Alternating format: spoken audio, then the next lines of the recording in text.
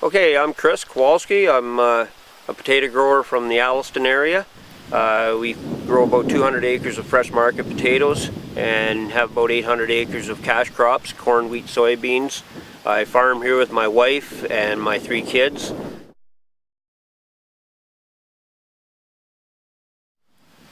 We had an incident, an environmental near miss about a year ago. A trailer unhooked from a tractor that had a water tank and a fairly large jug of chemical on the trailer. I didn't know that there was a creek where it landed.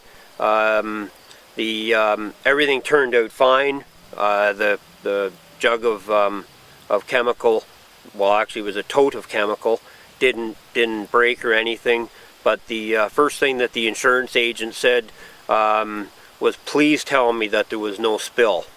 And when I said that there was no spill other than a bit of water out of the water tank, her response was, thank God.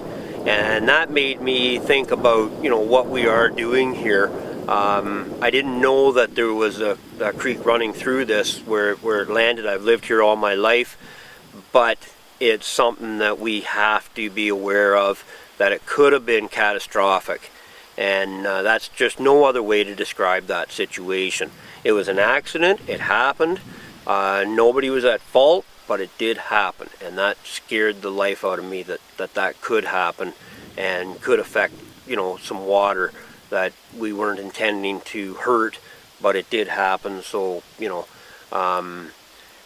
it's an environmental issue that needs to be watched. We need to keep our wits about us, because none of us leave the home in the morning thinking that we're going to have an environmental issue, but it does happen.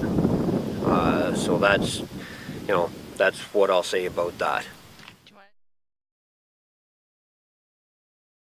Yeah, we did. We had just before that, prior to that, we had upped our insurance coverage, because we were at $1 million liability. We went to $2 million liability, and now we are at $5 million liability, and we are seriously considering going to $10 million liability, because if that had happened, what does it cost to clean it up? And I'm not in a position to start taking that money out of my own pocket to clean it up. We all think we're overinsured, and probably we are, but really for pennies of what it costs, we can have that coverage there to make sure that if something does happen, we have the insurance there to clean up the mess that does ensue out of all this.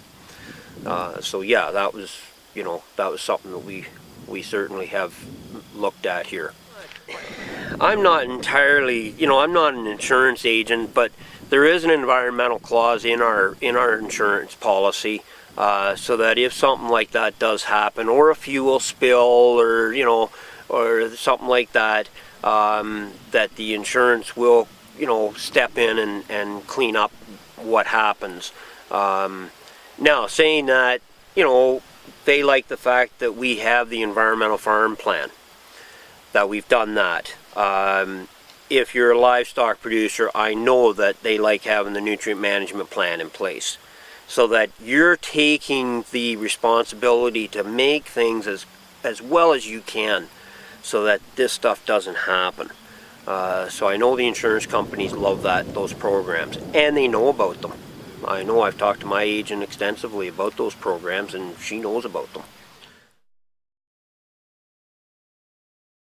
I do the spraying here, but I'm not going to say that I'm going to spray forever, because probably I won't. There are other people that can do the spraying, as long as they're trained in the same way that I'm trained, so that when they go out, it really doesn't matter who's sitting in that seat. They're making sure that it's being done right. The herbicides are done at a specialized time. They have to be done before the crop comes up.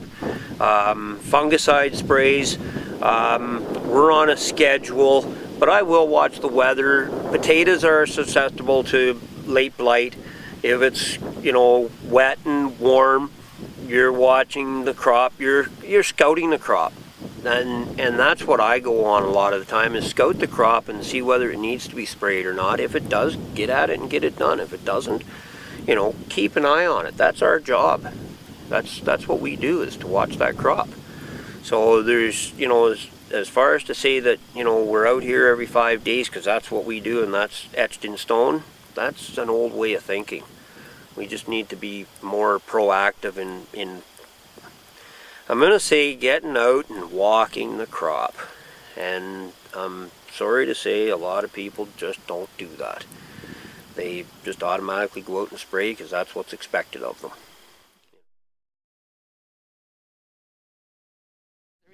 Colorado potato beetle is probably one of the worst insects that the potato industry has.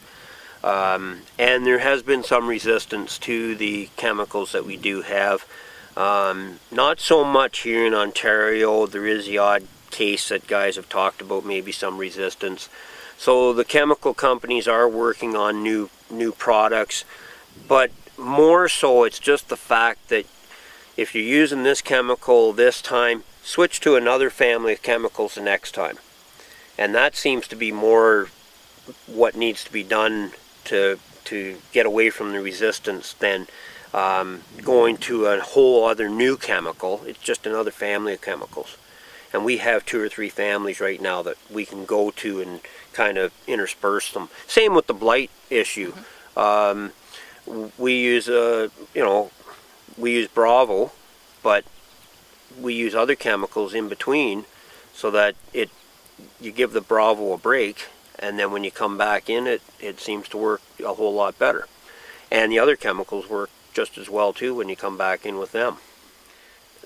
Getting these chemicals licensed is, I think, going to get to be a whole lot harder than what it is now.